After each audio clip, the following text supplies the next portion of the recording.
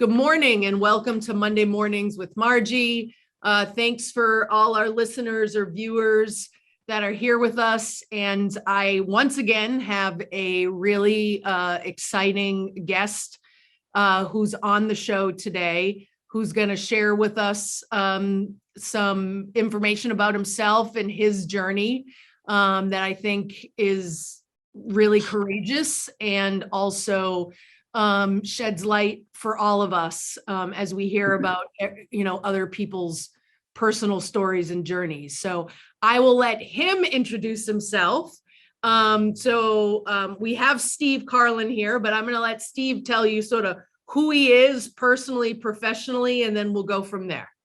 Okay, exciting. I've got to live up to that billing, Margie, so I'll do the best that I can. My name's Steve Karlin. I am a 61-year-old guy who basically found out, I don't want to say too late in life, but I waited too long to get help for the mental health issues that I have. And you may know me from TV. I've worked at KCCI for 32 years. I've been in Central Iowa Television News for 35. I've worked just about every job that you can on air at KCCI, and that's been really good down through the years. It's a wonderful place to work, full of great people who are very supportive and who have always, every time I've needed a challenge, I've gotten a challenge there. So this is the only place I've ever wanted to work. And I've been lucky enough to stay here for 32 years. Another thing, I shouldn't say another thing, the things I'm most proud of, married to a wonderful woman for 27 years. And through, she, married life is always challenging, but when you're married to a spouse who has his ups and downs, I am very proud and grateful for her love and her just how much she cares about me. Almost brings me to tears. Yeah. And if your kids are considered your legacy in this life, my wife and I are very lucky. Have two daughters. Maisie's 24, works in public relations, just moved to Boston. Lucy is 21 and is a junior at Georgetown University and is studying government with a public health emphasis. Both kids are kind, caring, respectful of others, and are doing what they can to help make the world a better place. And I couldn't be prouder of those three women in my life than I am of anybody who has been in my life over those 61 years. So I'm a very, very fortunate man. Mm-hmm. Well, and also there must be something very special about you that you have these people in your life, because they're amazing people from what you're saying. And so you probably have to be equally amazing to them that they're with you and they're in this journey with you. So. Well, thank you. I mean, that's a really cool way of putting it. Through whatever trials and tribulations we've had, they've always known that I love them. Mm-hmm. And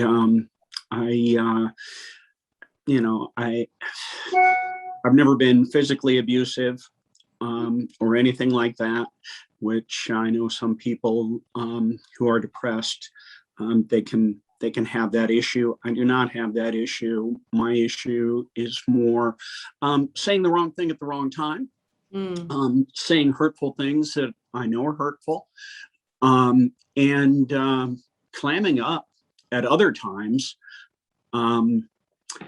because Oops, I'm getting a phone call here. Yeah, we look you on the screen right now. We have your screen up. Okay, there we go. We're back. Yeah, it's my daughter calling from Washington, D.C. Okay, so here I am. But I will call her back. But yeah, they have stayed with me because they know I love them. And it took me a long time to, my wife is a physician. It took me a long time as not just a stubborn man, but as someone who has always done things on his own. Margie, I'm not a person who asks for a whole lot of help. Okay, I was kind of raised that way. And so my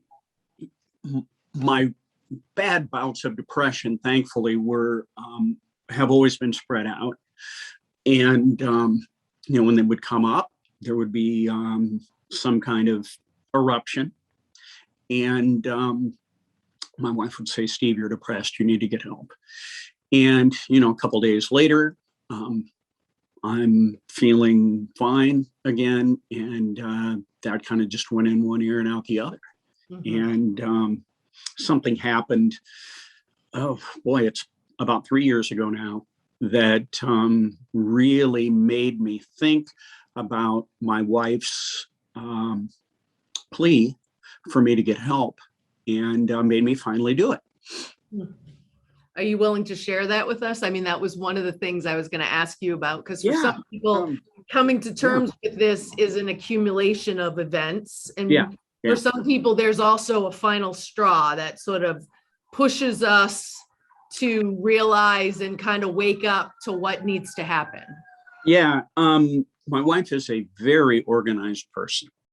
And we were going through one of those gigantic Rubbermaid plastic containers of family photos and memorabilia and stuff. And, I'm getting goosebumps as I talk about this, because it just, every time I think about it, I'm ashamed of myself. But it's a good leveler. So I'm glad I have this memory to fall back on.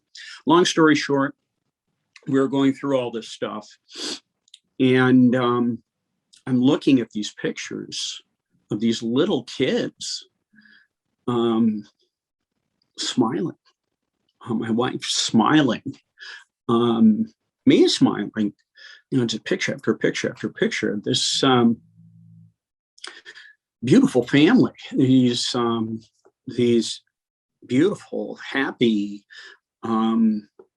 wonderful now women that I am surrounded by. And I started to cry. I realized that by looking at those pictures, that in all of those situations, I wasn't totally there. Okay. I don't know if that makes any sense. I wasn't everything I should have been in those moments, which made me think about our lives together at this point, to this point. And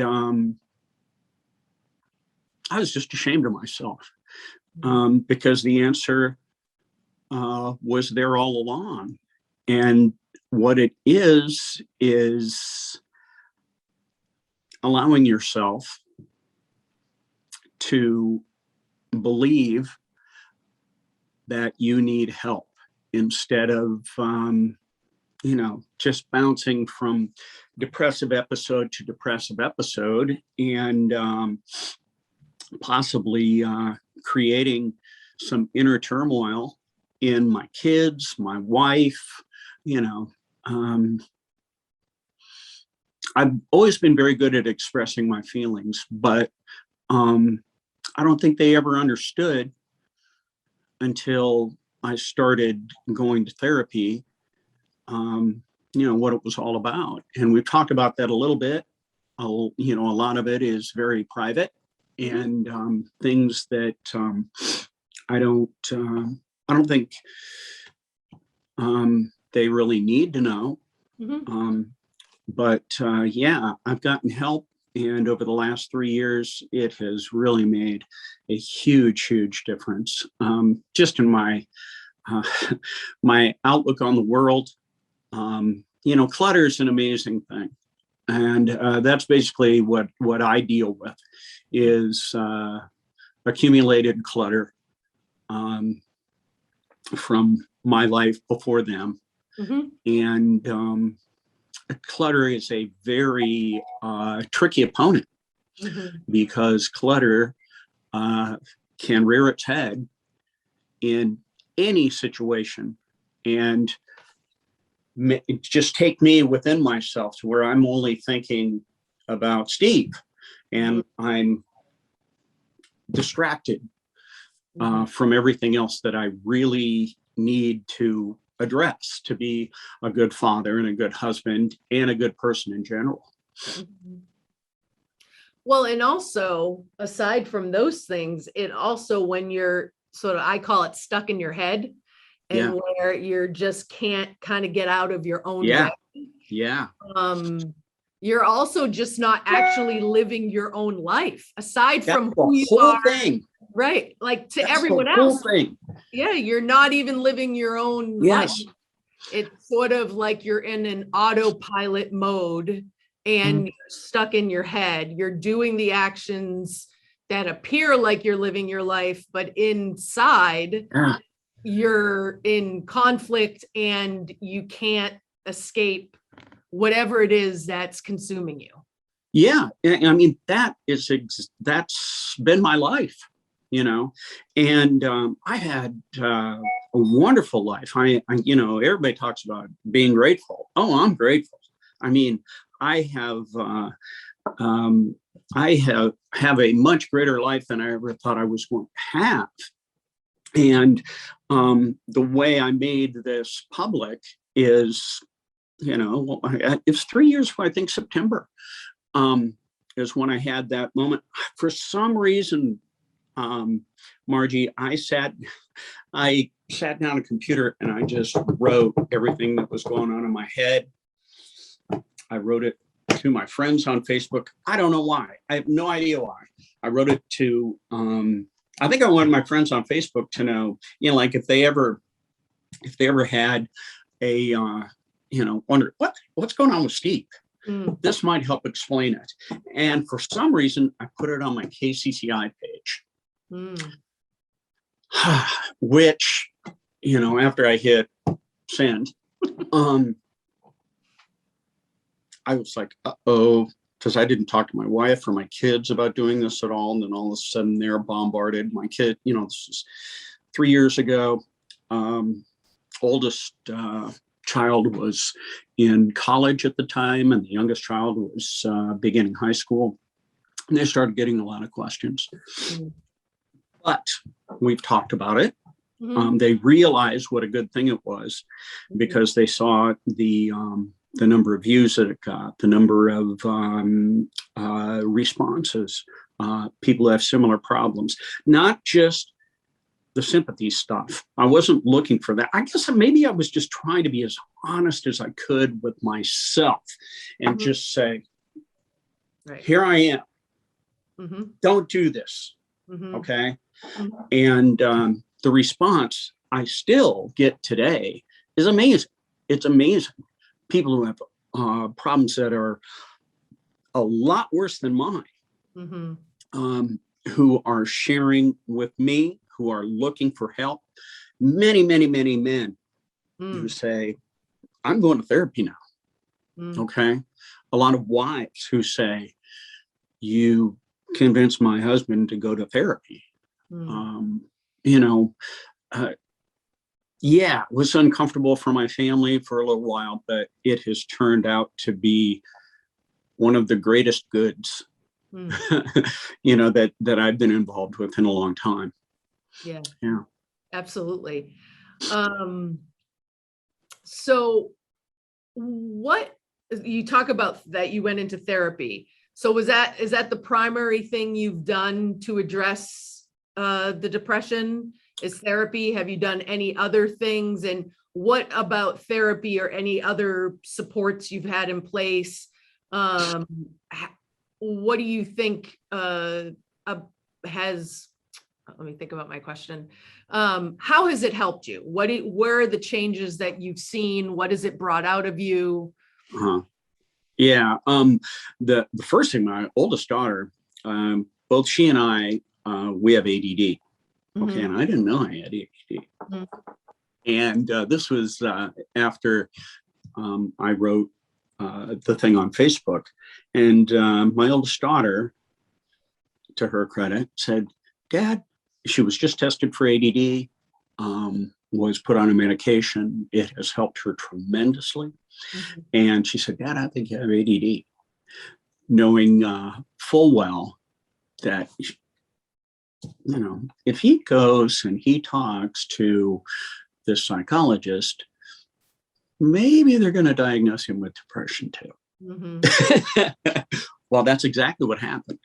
And so I was prescribed a medication at that point that has helped me tremendously. And then I started going to therapy probably about a year after that, because, you know, I was still kind of, hey, I'm feeling good. This is the way normal people feel, but I still had the clutter. Okay. Sure. And so I just said to the psychologist, I need to talk. And the therapy I used that really worked for me, and I can't remember, I can just remember the letters. I can't remember exactly what those letters represent, but EMDR therapy. Mm-hmm. You know what I'm talking about? Mm-hmm. Mm-hmm. Yeah. It was amazing. You know, on the face of it, it's like, okay, Steve, start naming things that from your past that are really uncomfortable. Mm-hmm. Okay. And then you address each one of those. And I'm thinking to myself, and, you know, you have this little ball because everything was done, or I've never met this therapist in person. Everything's been done virtually. And so she has this little ball and I'm supposed to follow that. And I remember the first time I did, it was like, I'm being hypnotized. This is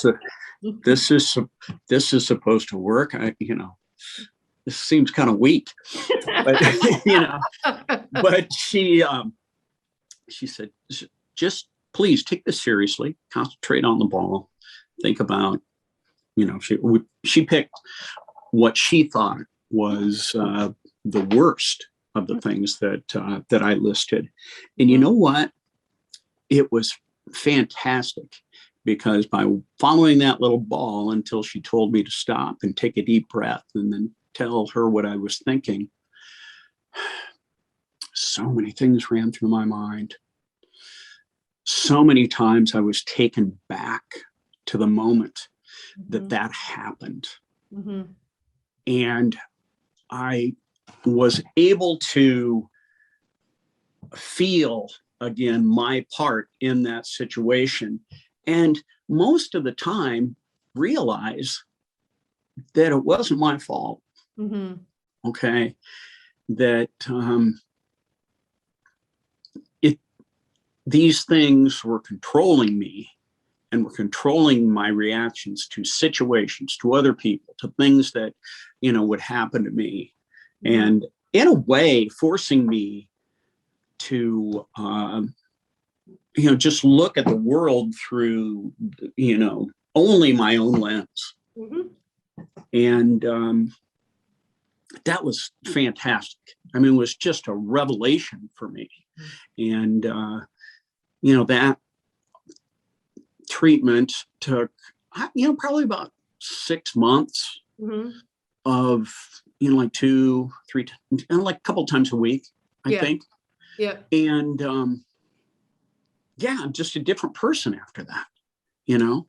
Can you describe when you say that, like, I'm a different person? Like, can you give some examples of either symptoms or ways that you were functioning kind of before that you have now, or other people? Sometimes other people notice before we notice when Yeah. things are changing. So I wouldn't be surprised if your wife said to you, this is different. And you're like, Yeah.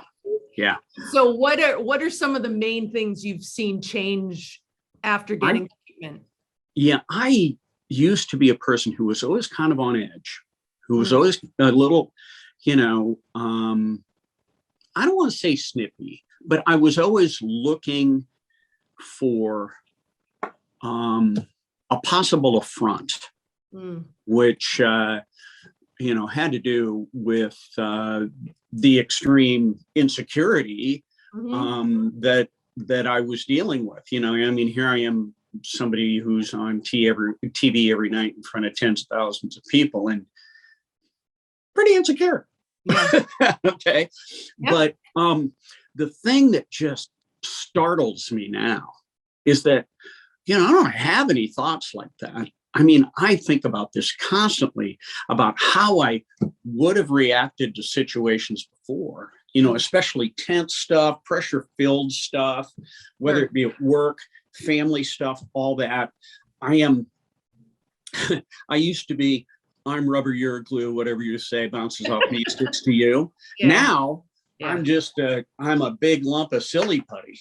Okay. You know, and where you can put silly putty on the comics and, you know, pull up the image. Yeah, that's me. I mean, I understand what's going on. I'm not this, you know, person who's trying to protect, you know, his, not necessarily self-image, but just, and not that I have to come out on top, just that, you know, like, you know, I'm going to stand up and be counted, you know. Well, I stood up a long time ago and people have been counting me for a long time. Yeah.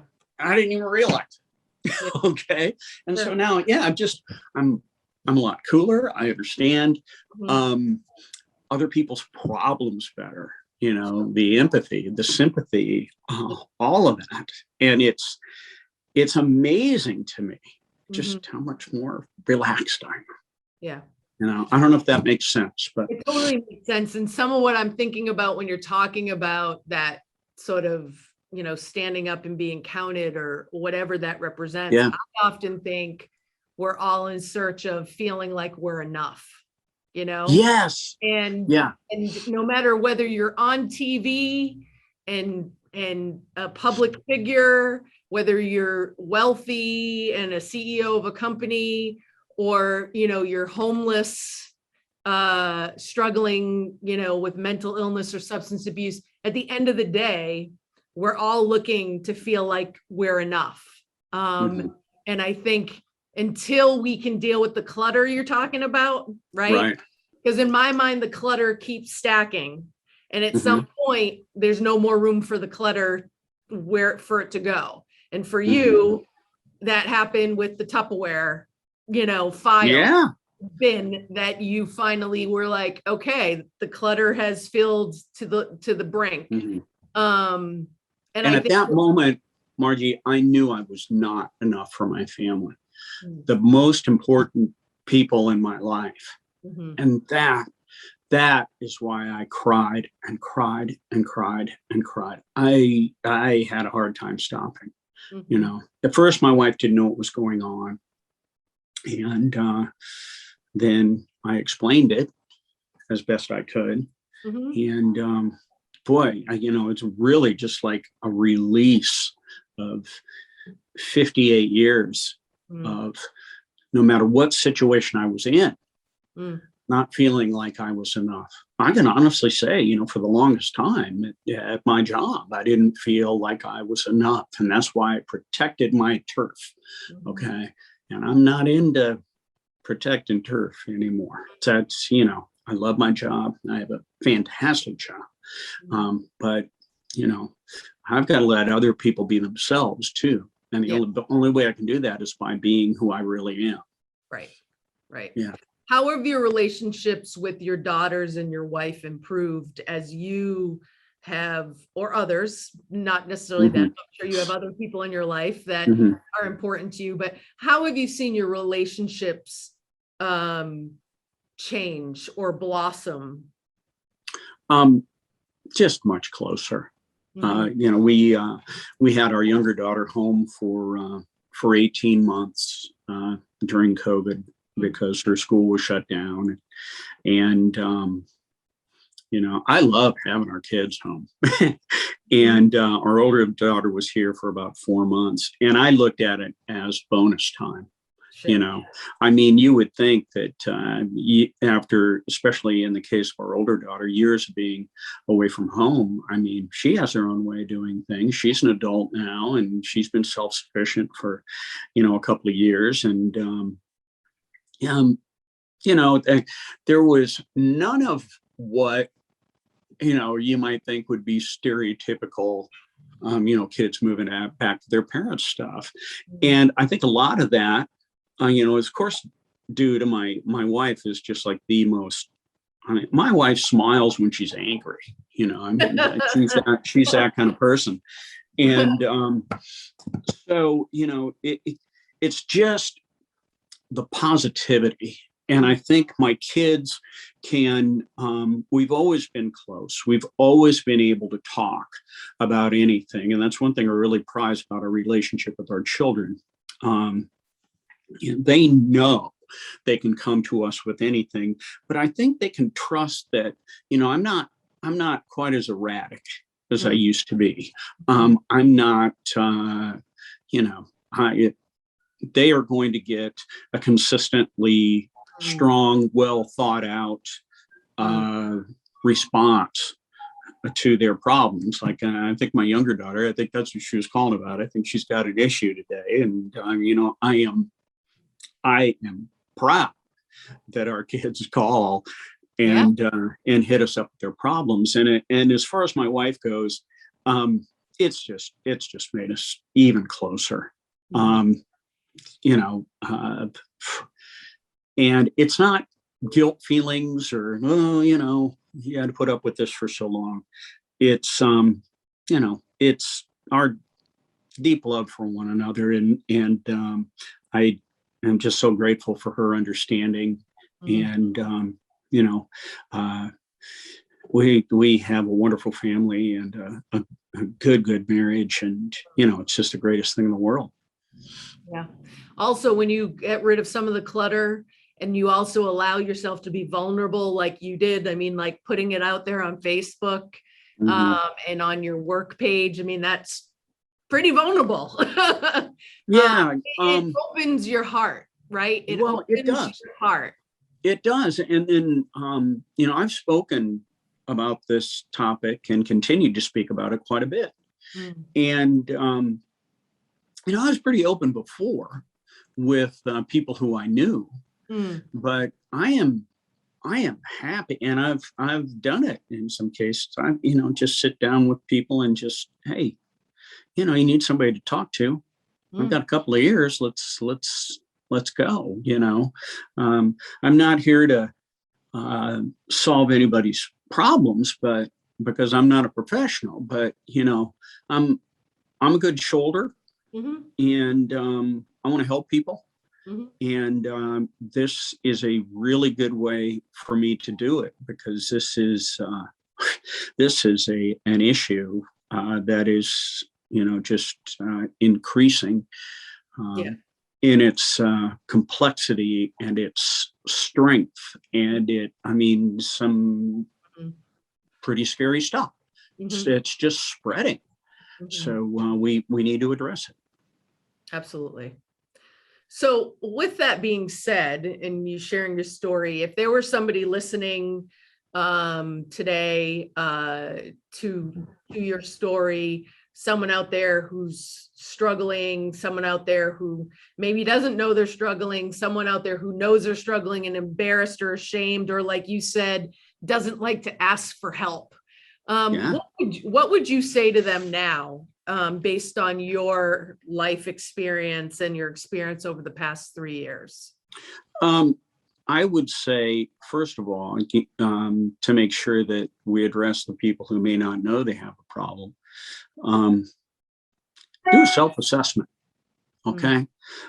As best you can, look at your life in total, look at your relationships, and ask yourself if they're all they should be. And if you are being everything that you need to be in those relationships. That was just huge for me when I finally did that. Also, don't wait. Okay. I waited 58 years. In a way, that's kind of dumb. Okay. Yeah, I mean, it didn't have to last this long. I'm very fortunate that, things never got bad enough to where I really screwed up my marriage or my parenthood or my job or anything like that. But, it was there. And man, if you're lucky enough to get to the other side, it feels pretty good. So I would say assess, which can be hard, admitting things to yourself, and then don't wait. Go get help. They're out there. There are people who can really help you, and that's the big thing, help you turn your life around. Okay.